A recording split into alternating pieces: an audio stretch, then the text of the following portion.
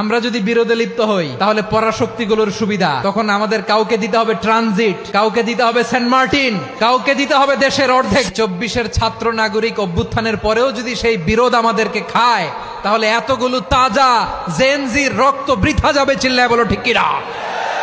মনে রাখবেন, যখন আমি একা থাকি তখন আমি ব্যক্তি, যখন আমরা সবাই মিলি তখন আমরা শক্তি। The drawbacks and disadvantages of division, social and political division in the society, disunity. আমরা যদি বিচ্ছিন্ন হই, একে অপরের যদি মারামারি করি, একজন যদি আরেকজনের কাফের ফতোয়া দেয়, আমাদের কি ক্ষতি? এক নাম্বার ক্ষতি হচ্ছে আমরা যদি বিচ্ছিন্ন হই আমাদের শক্তি কমে যাবে, আমাদের পাওয়ার আমরা হারাবো। আমাদের কি হারাবো? পাওয়ার। মনে রাখবেন, যখন আমি একা থাকি তখন আমি ব্যক্তি, যখন আমরা সবাই মিলি তখন আমরা শক্তি। এই শক্তি নিয়ে আমাদের সামনে এগিয়ে যাওয়ার দরকার আছে না নাই? তাহলে আমরা যদি নিজেরা বিরোধে লিপ্ত হই আমাদের ক্ষমতা, পাওয়ার ছুটে যাবে। আমরা এই পাওয়ার হারাতে চাই না, ঠিক কিনা বলেন? রব্বুল আলামিন ঠিক তাই বললেন। রব্বুল আলামিন বললেন, খবরদার, ওয়াতিউল্লাহ ওয়া রাসূলাহু ওয়া লা তানাযাউ ফাতাফশালু ওয়া তাযহাবা রিহুকুম ওয়াসবিরু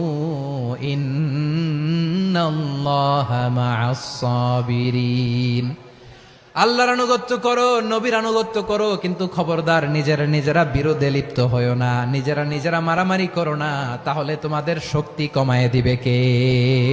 ফাতাফশালু, তোমরা সাহস হারাবা, ওয়া তাযহাবা রিহুকুম, তোমাদের শক্তি কমে যাবে, পাওয়ার কমে যাবে। তাহলে আমরা যদি নিজেরা মারামারি করি, আমরা নিজেরা যদি বিচ্ছিন্নতায় লিপ্ত হই, আমরা যদি মতানৈক্য করি, তাহলে আমাদের শক্তি কমে যাবে, ঠিক কিনা? আমরা শক্তি কমাবো। আচ্ছা, ছোট্ট একটা বাঁশের কঞ্চি যদি আপনারা দেয়, পায়ের মধ্যে ধাক্কা দিয়ে ভাঙতে পারবেন না? এরকম বাঁশের কঞ্চি যদি 20টা একসাথে জোড়া লাগায় দেয়, ভাঙতে পারবেন?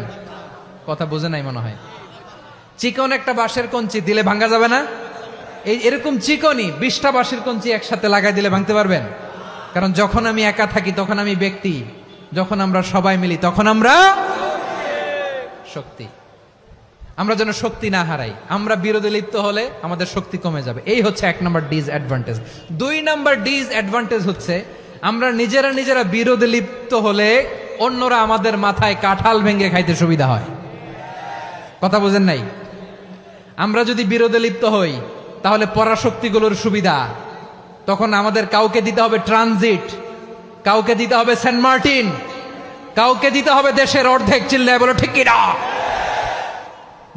নিজেদের প্রবলেম সলভ করার ক্যাপাসিটি আমাদের আর থাকবে না।